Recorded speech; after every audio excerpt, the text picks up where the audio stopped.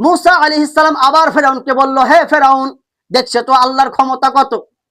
আবার বলছি, আল্লাহ তাআলার দিকে ঈমান নিয়ে আসো, আল্লাহকে বিশ্বাস করো, আর আমার লোকদেরকে ছেড়ে দাও।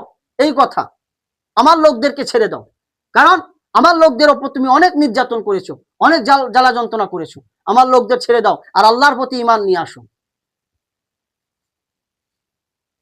আল্লাহ পাক যখন মুসা আলাইহিস সালামকে বারবার একই আদেশ, ফেরাউন এবার রাজমহলের মধ্যে সমস্ত মন্ত্রী, জাদুকর আর জ্যোতিষীবিদ যারা রয়েছে সবাইকে নিয়ে মিটিং করছেন যে কি করা যায়। মুসা তো খুব বেড়ে গিয়েছে, এ তো খুব জ্বালা যন্ত্রণা করছে, এর কথা তো বেড়ে যাচ্ছে দিন দিন, কি করা যায়।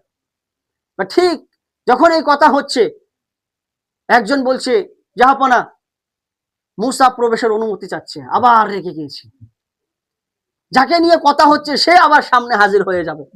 খুব রেগে গেলেন। রেগে যাওয়ার পরে বলছে, আসতে দাও। মুসা আলাইহিস সালাম এবং ভাই হারুন আলাইহিস